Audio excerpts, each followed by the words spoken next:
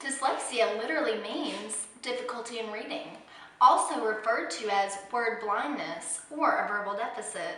The condition is more prevalent in boys than girls and occurs in approximately 10% of the world's population. How does dyslexia become diagnosed, you ask? Most often it is recognized by poor performance in school, but poor performance does not mean a person has dyslexia. Dyslexia is a neurobiological disorder, meaning there is a physical problem in the brain. Researchers think that poor connectivity in language areas in the left hemisphere is related to dyslexia. Dyslexia is a language problem at the phoneme level. It is not a problem with all auditory processing, but processing speech sounds specifically. The brain is composed of gray matter and white matter. People with dyslexia generally have less of the two than those without dyslexia. The significance of this is that gray matter is composed of nerve cells and white matter is composed of connective fibers that allow for communication between nerves. Less gray matter results in sound processing issues, and less white matter can lessen the efficiency of communication between nerves within the brain. Symptoms generally change throughout the lifespan of someone with dyslexia. Children often struggle with sounds, spelling, reading, and writing relating to how sounds go together, and adults usually struggle with reading and writing. There are a few common misconceptions about dyslexia, and we're going to tell you how we feel about those. One is that dyslexic people write letters backwards. Another is that dyslexia is a visual processing disorder. Another is that dyslexia can be outgrown. Dyslexia only affects people who speak English. A person with dyslexia can never learn to read. Oh no! Is there a cure for dyslexia? No, but experts are researching interventions and treatments to help dyslexic patients progress. Programs using rhyme, alliteration, training with phonology, and structured reading are all helpful. Early intervention is extremely important. Fun fact, music offers great strategies for dyslexic people. Rhythm and pitch perception correlate with phonological ability.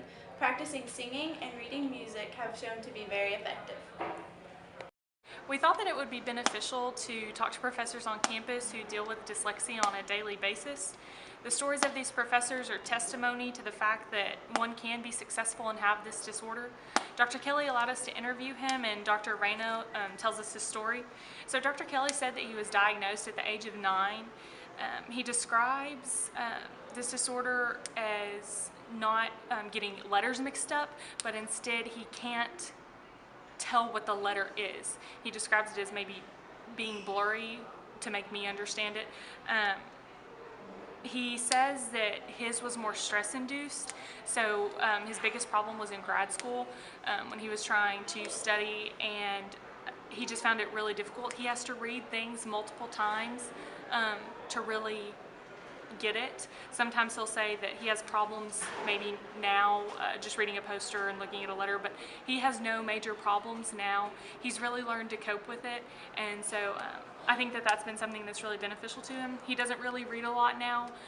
Sometimes he reads for fun, but he has no major problems now. But he did in grad school. That was the last time that he said he had problems.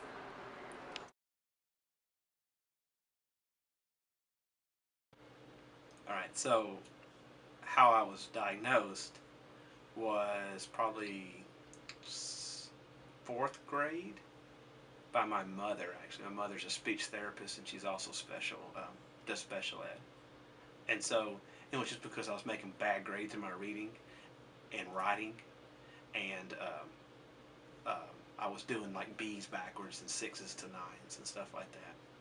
And so people always tell you, they always hear this thing about seeing letters backwards. I don't see letters backwards. I just can't recognize what a letter looks like. And so, like, I've written $90 checks instead of $60 checks, and I never know it until someone makes a comment that it looks wrong. But I don't look at it and tell which one is which.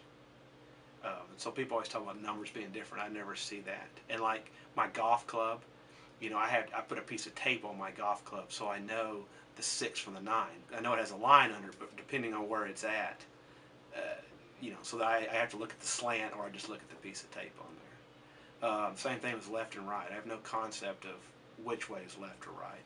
And so I just know the burn mark on my hand is my right hand. I put my watch on my left hand, and I do that every day.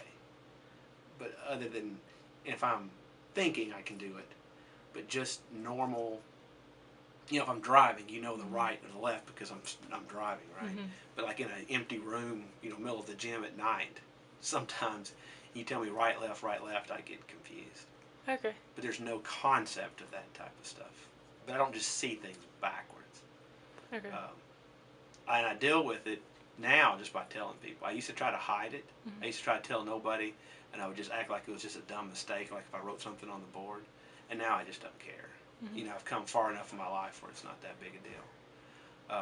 It does not affect my reading. I'm a very fast reader. I probably read one novel a week, so I probably read a large, thick book a week, plus journal articles in my textbook every week.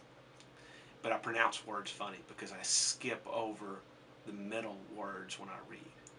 And so I always find myself pronouncing things a little bit different than what they probably should be as a result of that. Was there a point in your life when this was ever like the most difficult for you to deal with?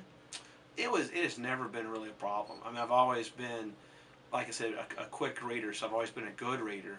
It's never really messed me up. Now, writing has always been a problem, and I'm in a field we write all the time, and so I have to be very careful. And my first drafts are horrible, and so I have to write things very early, and I have to do it several times to make sure I have all those critiques out of the way.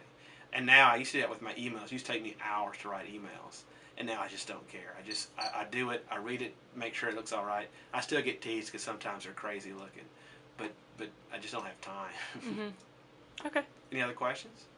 I think that's good. Okay.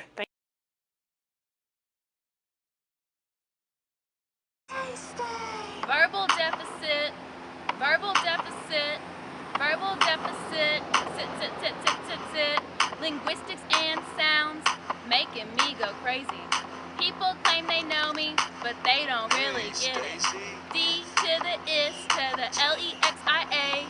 Is a phoneme that really troubles me, dyslexia.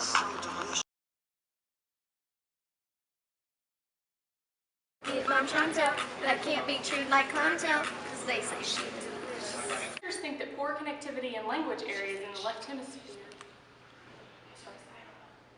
Why don't you understand?